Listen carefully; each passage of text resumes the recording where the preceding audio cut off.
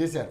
ఎందుకంటే బీఆర్ఎస్ నుంచి మా పార్టీలో కూడా జాయిన్ అవుతారు, కాంగ్రెస్ నుంచి కూడా మా పార్టీలో జాయిన్ అయ్యే అవకాశం ఉన్న ఎమ్మెల్యేలు, మా సంఖ్యాబలం కూడా పెరుగుద్దని చెప్పేసి మీరు కూడా చాలాసార్లు, అంటే మీరంటే మీరు కాదు, మీ పార్టీ నుంచి చాలామంది మాట్లాడారు. సో అంటే నిజంగా ఈరోజు పార్టీలు మారడాన్ని మనం ఏ విధంగా చూడవచ్చు? ముఖ్యంగా చూస్తే బీఆర్ఎస్ నుంచి వెళ్ళిపోయి మళ్ళీ బీఆర్ఎస్లోకి రావడం అనేది ఏ విధంగా అభివర్ణించవచ్చు? తెలంగాణ రాష్ట్ర రాజకీయాల్లో ఎవరు ఏ పార్టీలో మారుతారు, ఎప్పుడు మారుతారు, ఏ విధంగా మారుతారు, మళ్ళీ ఎప్పుడు వస్తారు, తెలంగాణ ప్రజలకే అయోమయంగా ఉంది చెప్పాలంటే. ఎందుకంటే వాళ్ళకి కన్ఫ్యూజన్గా ఉన్నారు. ఇప్పుడు తెలంగాణ ప్రజలు ఏ నియోజకవర్గం అయితే గెలిపిస్తారో లీడర్ని, ఎమ్మెల్యేని, మళ్ళీ ఏ పార్టీ నుంచి ఏ పార్టీ పోతుందో అర్థం కాకుండా అయిపోయింది.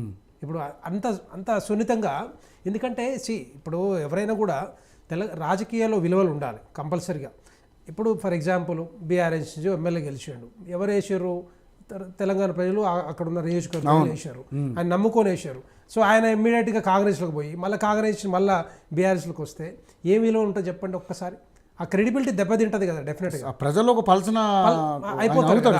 అంటే వాళ్ళు ఏమనుకుంటారు, ఇప్పుడు తెలంగాణ ప్రజలు ఏమనుకుంటారు, వాళ్ళ స్వార్థ రాజకీయ ప్రయోజనాల గురించి పార్టీ మారుతున్నారు తప్ప తెలంగాణ ప్రజలకి, ఆ నియోజకవర్గ ప్రజలకి అవసరమా అనే ఆలోచన వస్తుంది కదా. ఓకే, మళ్ళీ వెళ్ళేటప్పుడు మాత్రం ఒక మాట అంటారు, మేము ఈ అభివృద్ధి కోసం, సంక్షేమం కోసం, ఈ మాటలు చెప్పి వెళ్ళడం కొంచెం ఆలోచింపజేయాల్సిన విషయం ఇది. ఇప్పుడు తెలంగాణ ప్రజలకు అర్థం అవుతుంది నిజంగానే. ఇప్పుడు మరి కాంగ్రెస్ పార్టీకి వెళ్ళిండు, కాంగ్రెస్ పార్టీలు వెళ్ళి దేనికోసం? అభివృద్ధి కోసం అని చెప్పాడు. మళ్ళీ బీఆర్ఎస్ పార్టీకి ఎందుకు రావాలి?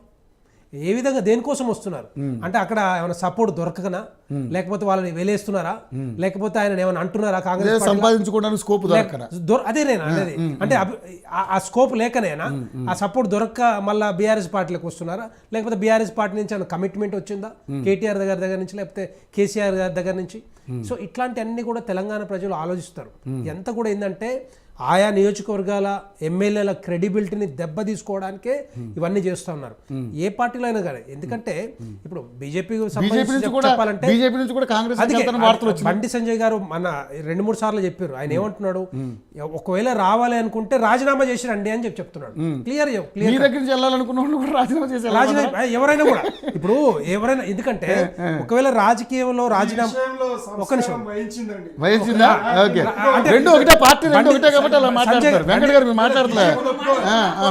బండి సంజయ్ గారు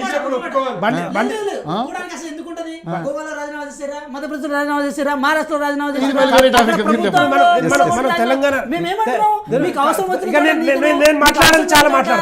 చాలా మాట్లాడుతా తెలంగాణ రాష్ట్ర రాజకీయాల గురించే మాట్లాడాలి.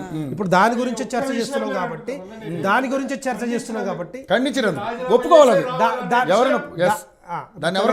తెలంగాణ రాష్ట్ర రాజకీయాల గురించి మాట్లాడుతున్నాం, ఈ స్టేట్ సంబంధించి మాట్లాడితే మనకి కొంత తెలంగాణ ప్రజలు కూడా అర్థం చేసుకుంటారు. సో బీజేపీ కూడా, భారతీయ జనతా పార్టీ, బండి సంజయ్ గారు క్లియర్గా చెప్పారు, ఎవరైనా రావాలనుకుంటే రాజీనామా చేసిరండి, గెలిపించుకునే బాధ్యత మాది.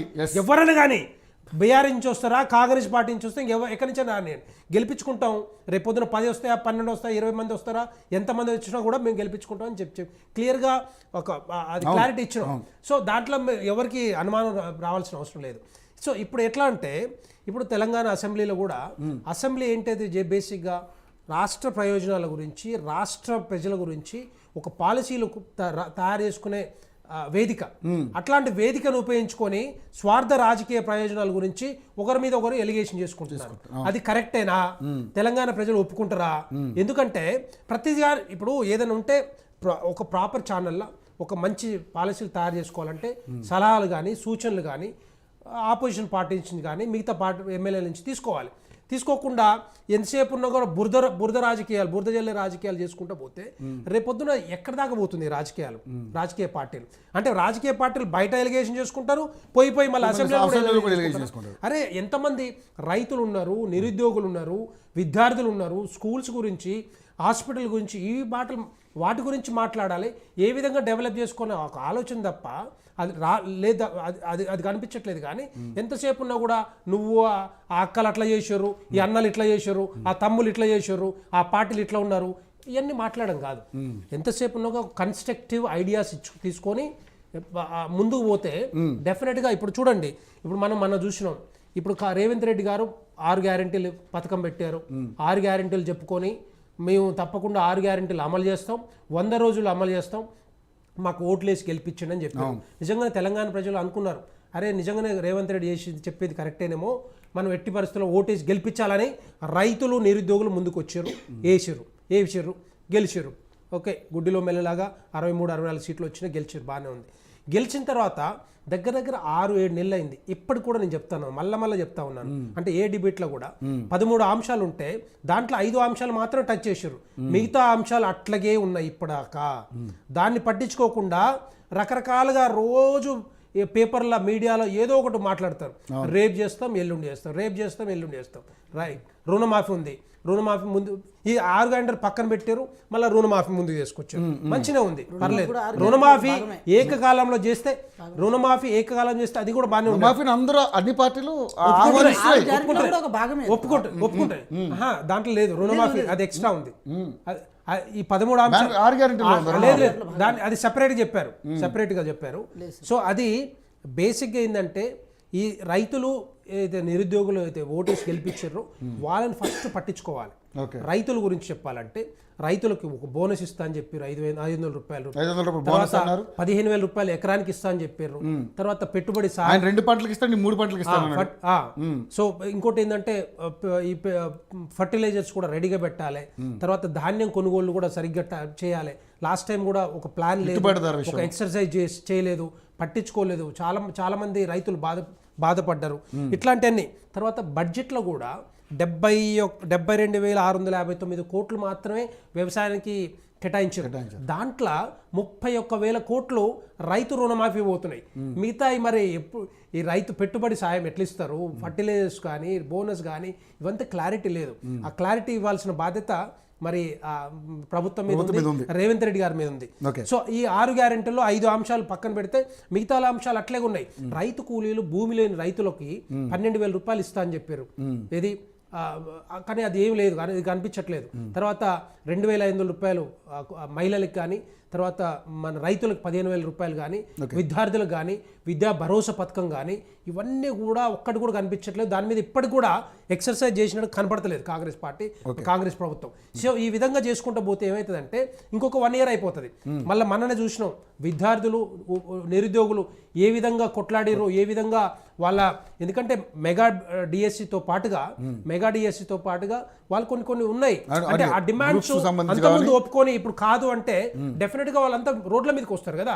మన యూనివర్సిటీ నెక్స్ట్ కూడా అడుగుతున్నారు. ఇప్పుడు గ్రూప్ 1 వాళ్ళు 1:100 గ్రూప్ 2 అంటే కొంత పోస్ట్ పొజిషన్ బాగానే ఉంది. ఎందుకంటే ఇప్పుడు నిరుద్యోగులు ఎవరైతే ఉన్నారో వాళ్ళకి కొంత గ్యాప్ కావాలి.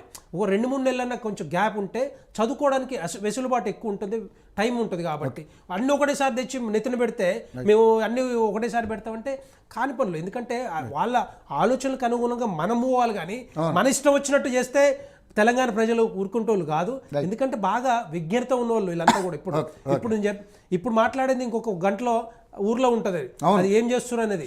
సో ఇదంతా కూడా సున్నితంగా పరిశీలించి ఆలోచిస్తారు. కాబట్టి వీళ్ళందరూ కూడా రేపొద్దున బీఆర్ఎస్ మీద ఏ విధమైన వ్యతిరేకత వచ్చిందో అదే వ్యతిరేకత కాంగ్రెస్ పార్టీ అవకాశం ఉంది, వచ్చింది కూడా ఆల్రెడీ. ఈ 6 గ్యారెంటీల పేరు మీదనే వచ్చింది. అందుకే వాళ్ళు 14 సీట్ల బదులు 8 సీట్లే. 8 ఒక నిమిషం నేను మాట్లాడతాను, ఒక నిమిషం. 8 సీట్ల 8 సీట్లు ఒక నిమిషం ఉండదు, నేను మాట్లాడలేదు. 8 సీట్లే గెలిపించారు, 14 సీట్లు. రేవంత్ రెడ్డి గారు ఏమన్నారు, ఇది రెఫరెండం అవుతుంది, మేము 14 సీట్లు గెలిపించుకొని వస్తామని చెప్పారు. ఈ 6 గ్యారెంటీలు ఎప్పుడైతే అమలు కాలేదో అక్కడే వ్యతిరేకత వచ్చి 8 సీట్లకు దించారు. వాళ్ళ ఏదైతే ఎమ్మెల్యేలు గెలిచారో వాళ్ళ విషయంలోనే అక్కడే గెలిచారు తప్పితే మిగతా గెలవలే. సో అట్లా భారతీయ జనతా పార్టీకి ఆదరించారు. తెలుసు, తెలంగాణ ప్రజలకు తెలుసు ఏ విధంగా ఏ పార్టీకి గెలిపిస్తే రేపొద్దున అన్ని వస్తాయి. మీ బడ్జెట్ చూస్తాం, ఎంత ఏ విధంగా అమలు చేస్తారో చూద్దాం.